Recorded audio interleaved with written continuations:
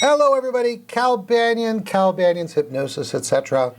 If you're watching this podcast or this video anywhere except calbanyan.com, you want to go there now because right below this video, you know what? There's extra text, there's text and links and graphics that could make this video more important to you. Hey, guess what? This is my last one in this series with Meredith Locker, one of my favorite, well, there's only two, one of my favorite co-hosts along with L. Ron Ferguson. And I'm just so tickled to have her with us for this last in this series of 4. She'll be back. She'll be back. But let me tell you about Meredith. Meredith is a top 1%er in the profession. She really knows what she's doing. She really cares about the profession. She cares about doing good work. She cares about her clients, and her clients rave about her. If I had someone in the Los Angeles area that needed some hypnotherapy, I'd refer them to her. How you doing, Meredith? I'm doing so good, Cal. I'm so excited to answer some questions from viewers today. That'll be fun. Thank you so much. And I want to make sure people know who you are. You are Cal Banyan. You are the creator of 5 Path, the person who brought us 7th Path Self-Hypnosis. You are the reason why we do these podcasts and so generously share this free, exciting hypnosis information week in and week out. I know people get mad at you about it, but I think the most people appreciate it, that's for sure. I know I do. And, I'm happy to call you my mentor. Thank you so much for all you do. I'm so happy to be here. And the hate mail, it seems to be going down. I think they've finally given up and said, what the heck, Cal is giving out more in his podcasts than you'll get in most hypnosis training seminars. So they've just kind of given up. But we've gotten fan mail through Facebook and all that good stuff, and we're really appreciated in faraway lands. The land down under, the land up over there, and all those different places around the world. I only wish that I could have someone volunteer to go through all these podcasts and put little subtitles down here so that it would be in Mandarin and Spanish and French and German and Russian and, did I say Chinese and Japanese? All those, that would be so wonderful, just to bring all this stuff to the whole wide world. That's it. That's all I wanted to say. All right, that's it for today. Podcast over. Done. That was easy. You got anything for me? Yes. Okay. So we have been talking more about the time tunneling technique, and I realized as we were wrapping up the last podcast that I had one other little important tidbit that I thought it would be worth mentioning to further help people be successful as they start to integrate the time tunneling technique into their practice. Now, we have covered the time tunneling technique now in last episode, so if you haven't yet watched that one, please go to it first. And we also got in detail over the course of 3 episodes, podcast 211, 212, and 213. So I would recommend reviewing those first before watching this episode. Now, we got deep into using time tunneling technique for age progression last podcast, and we kind of talked about the fluidity of going through regression using the time tunneling technique, and then how you use it to go into the future to double check your work, and to also allow people to experience successfully that which they are trying to accomplish.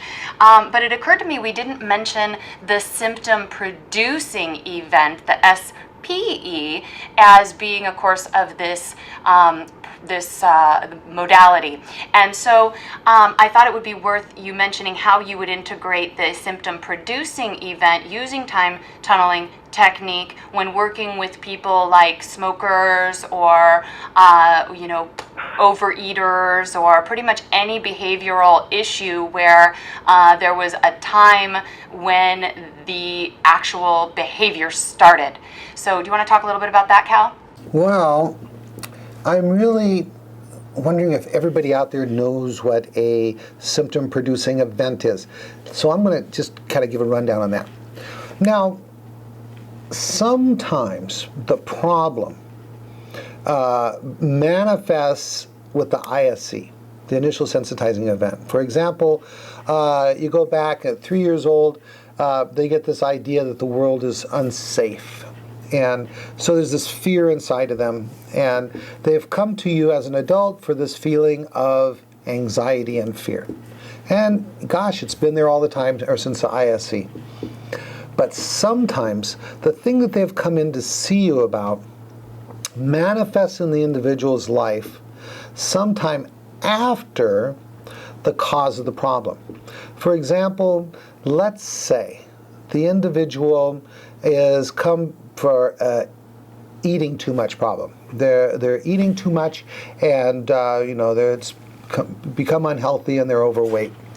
And as we go back in time tunneling back, or affect bridge back, we uncover the ISC.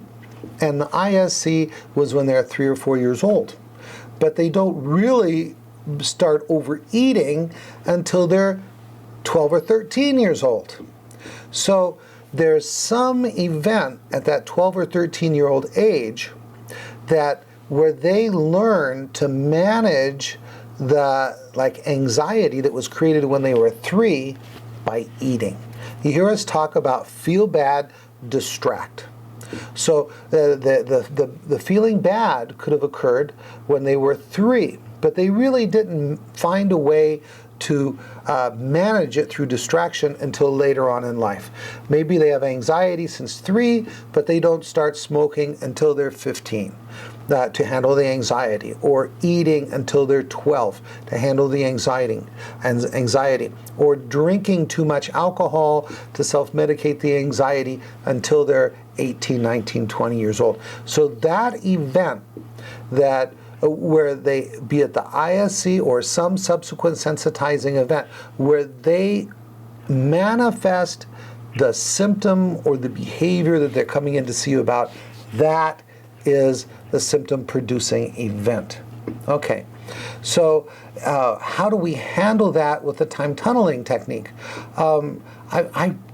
Unless I'm missing something, Meredith, I don't see how it would be any different. As we are time tunneling back, we will uncover the SSEs, and then we will get to the ISC. Now the SSE, where they start doing the behavior or having the emotion they came in to see you about, that's the SS, that is also the symptom producing event. So what am I missing there, Meredith? You're not, but I think when we introduce new techniques, that oftentimes people will have trouble integrating pieces from the old into the new. And so it's just really important, I thought, for us to recognize the SPE in this discussion and help people to see that it isn't different, that you would just do a date time progression to the SPE, even if you didn't visit it on the way back through the SSEs to the ISE, you would still get to it and do some intervention on it after resolving the ISE through informed child technique. People are learning this brand new, and it might get left out of the scenario if we don't mention it. So that's what it's all about. Well, that's one of the things I like about having you and Elron co-hosting me, because you'll pick up on those little things that I might just kind of, blur over. Good. All right, what else you got for me? Beautiful. So we have some fantastic questions that have been sent in by viewers. Thank you so much. And one of them is regarding forgiveness of others, which in 5-Path is phase 3.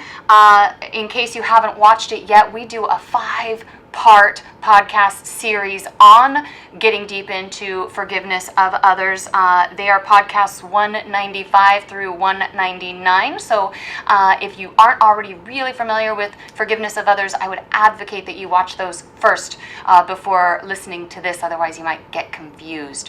But we have a fantastic question from Jane, and I know one that a lot of 5-Pathers wonder about. So I'm going to bring this to you, Cal, and have you give us your dollars. I don't call them cents anymore. The cents aren't valuable enough, but give us your dollars, your $2. These are my golden nuggets. Your golden nuggets of information about this issue. Jane says that she often feels that the part in Forgiveness of Others where we ask the client to put all that discomfort, all that emotion into their arm and down into the fist, and then to express, release the anger into the pillow, doesn't always feel like the right approach.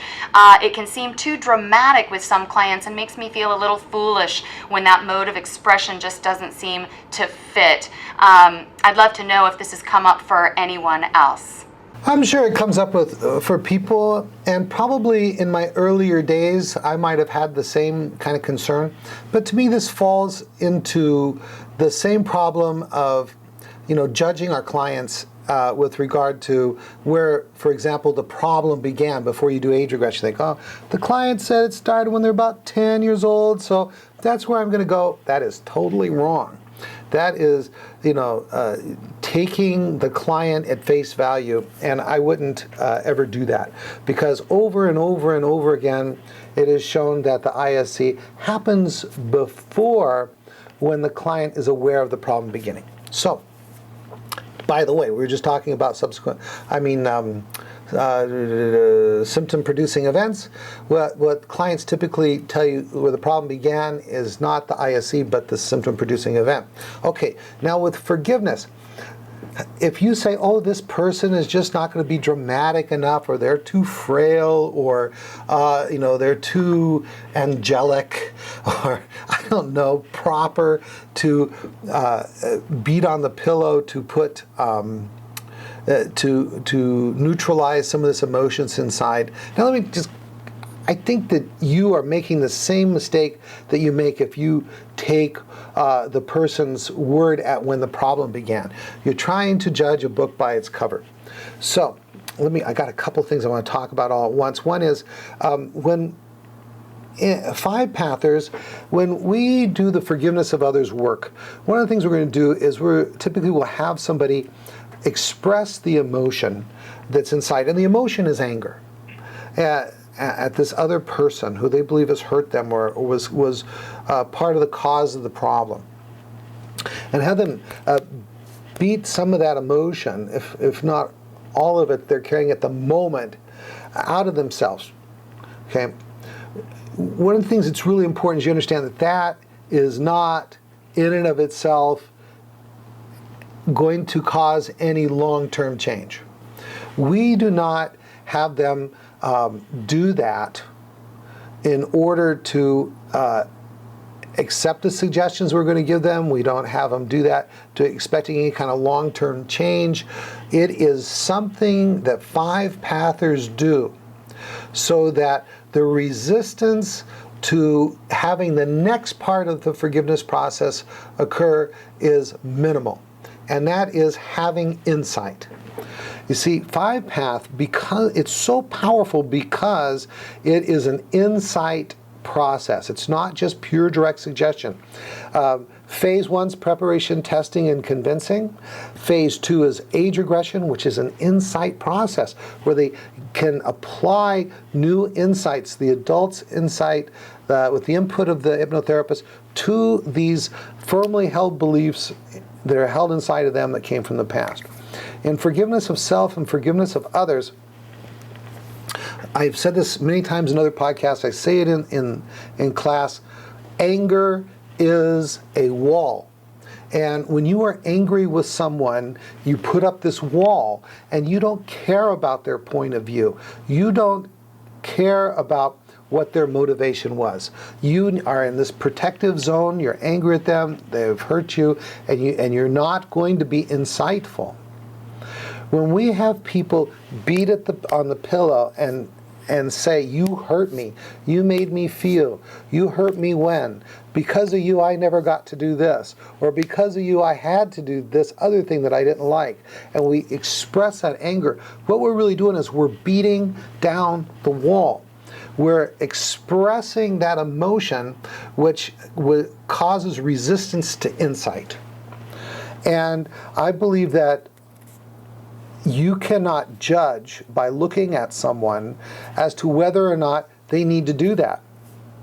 And I would give everybody, child, priest, monk, husband, wife, philosopher, physician, a ballet dancer, from the most frail to the strongest, bodybuilder, professional football player, everybody the chance to beat down that wall.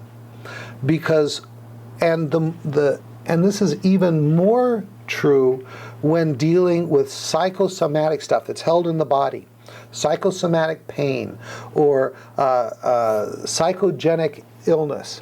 We need to kind of shake things up and have them powerfully express that anger until in that moment there is nothing left to express. They're starting off, they're saying, there's a point where you go, put an ending on this, you're such a, and they start off with, you're such a this bad word, and you're such a that bad word, until finally they're no longer beating it with ferocity, they're just kind of going, very, very little anger left. And at that point, we can move into the next part, which is the 10 keys to forgiveness work, and provide them with the insight that is going to give them long-term change. There's different people that use other kind of anger expression type things, and I just never have to do that. When I'm having them hit the pillow, if there's resistance to hitting the pillow, I just reframe it. Look, we're not hitting the person. What we're doing is we're pumping the anger out of you. We need to pump out the anger so that we can proceed forward. And so I will tell them, think about like an old pump handle on an old well that goes into water. The old-fashioned wells where they pump the water out of the ground, like from an old Western or something like that. And we got to pump this emotion out of you. Let's do it. And so then I'll have their hand going up and down, and of course it would be landing on the pillow. I say pump it out, instead of hit the pillow, as the slight change. And it gives them the opportunity to really say what needs to be said, express it in any way that needs to be expressed.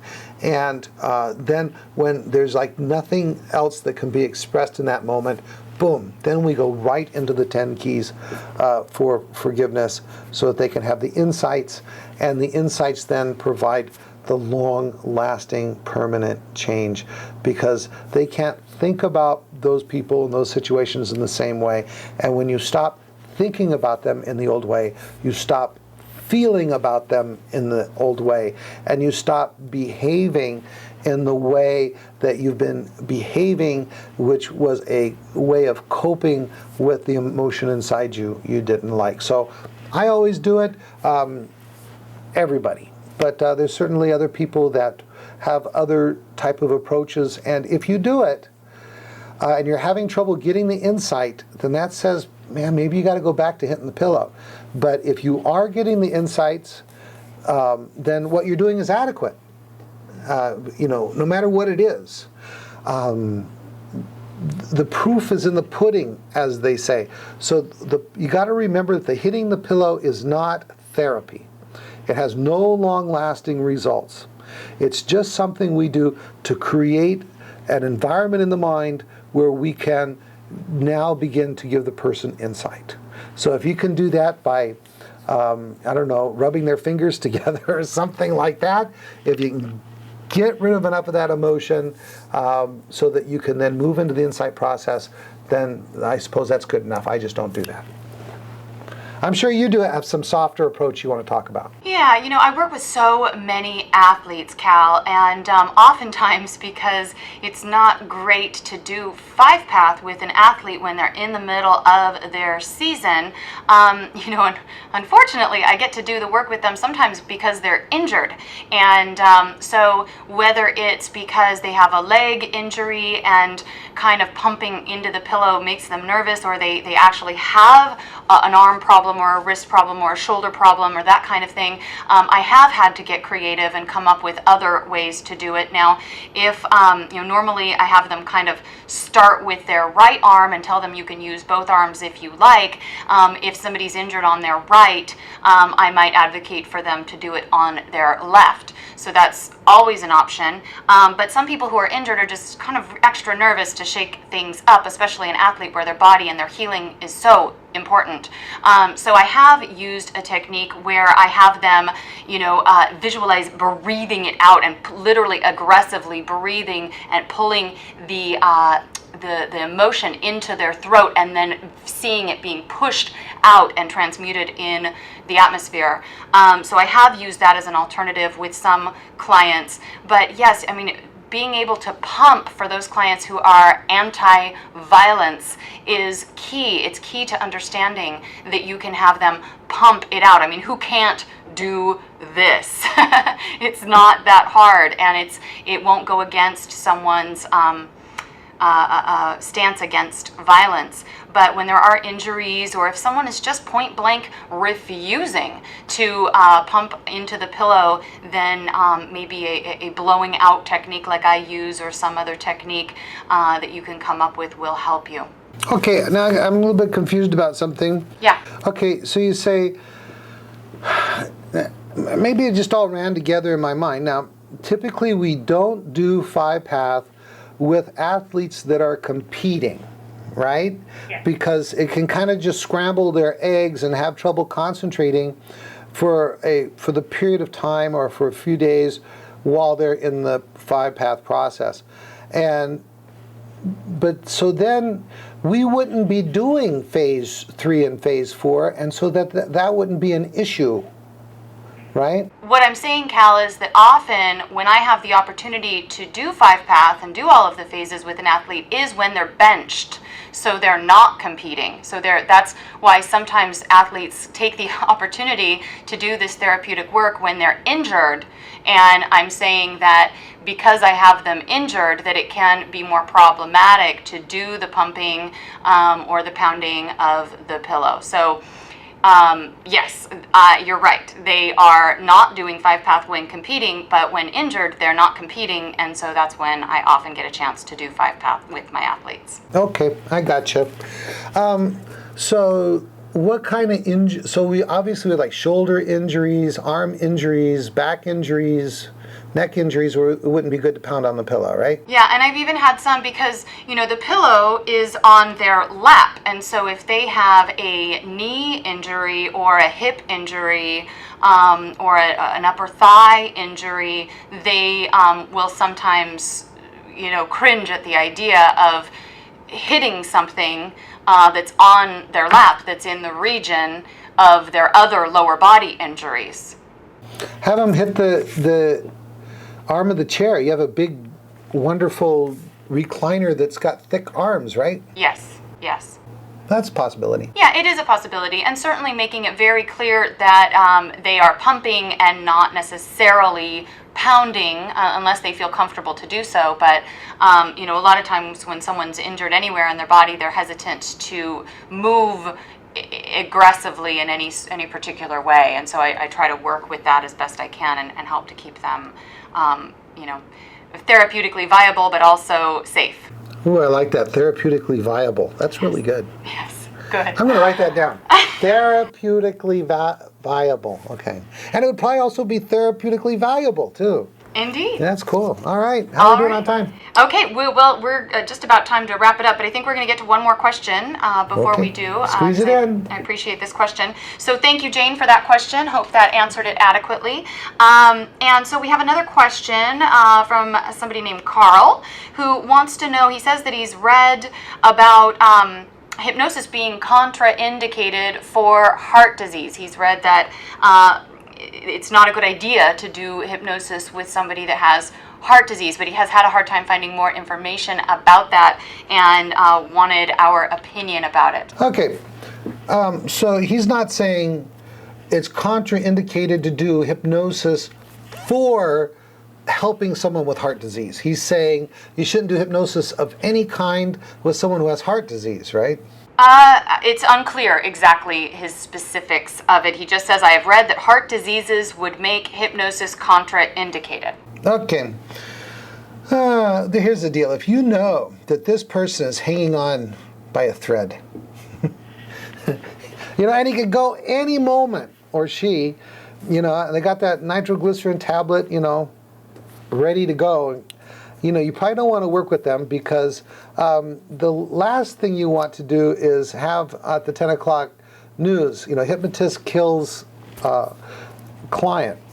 So, I wouldn't recommend that. But when there's hypnosis and there's hypnosis.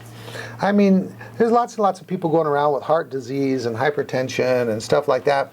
I would ask them. I would say, well, first I would think, what kind of hypnotist am I? Am I a scriptnotist where I'm mainly just going to do progressive relaxation and then read a very relaxing script with visualization? And, of course, the doctor is the ultimate expert on this, but, there's no reason why you wouldn't be able to do that. You're just relaxing them. I've never heard of anyone, dying from relaxation. If you're a doctor out there and you know of a certain circumstance where you should never allow someone with heart disease to relax too much, you please leave a comment below. I'm not a medical professional. But I have hypnotized a whole bunch of people, and I've taught a whole bunch of other people to hypnotize people, and I've supervised a lot of people to hypnotize people, and this is just not an issue. Now, if you're a 5-pather and you're going to do stuff like have hit on the pillow and say, I hate what you did to me, express all that anger, and you got down there that they're, got nitroglycerin tablets and they have heart disease, I would ask the client, does your doctor giving you any restrictions against like exercise or getting upset, or like, is it okay with your doctor if you have sex? And if they say, no, I don't have any restrictions like that, then they should be fine for hypnosis and even, 5-path. But it's always good to err on the side of caution, and, you could get a note from the doctor that it's okay. But I think that should be all there is to it. Anything you want to add? We did do another podcast, number 186, on using 5-path and doing hypnosis with chronic illnesses. So there may be a little bit more information that we got into about this there. But yeah, specifically, I've worked with all kinds of people. Sometimes they aren't coming in because of their heart disease. They're coming in to deal with something else, and it just so happens that they are on medication and that they are consulting with a doctor for that issue, and never have had one single issue with it. And certainly, whenever you release stress, which our process does, it benefits the overall health of the body. So, I do it, but yes, safety is the best way. So be safe about it. You're awesome, Meredith. Thank you. So are you, Cal. Hey. All right, you want to wrap it up? Yes. Please do send us your questions and comments. We definitely want to hear from you. We do really care about creating hypnosis community. It's important to both Cal and myself, as well as Elron. And so do send us what you want to know. If we weren't clear on something, please take the initiative to ask for clarity about that. We're happy to do so. We do these podcasts to bring clarity. So help us to do that for you. You can send them directly to me at Meredith at yourpathhypnosis.com. You can post them right down there at calbanyan.com. I do go there in preparation for our podcast filming. And I look forward to hearing from you in the future. My name is Meredith Locker, and I'm signing off. And this is Cal Banyan. And you know what? I wish you so much success with hypnosis. Get out there, help somebody. If you don't think you have adequate training, sign up for one of my classes. Do what you got to do, because you can make a difference in your own life and in a whole bunch of other people's lives. That's it. Cal Banyan.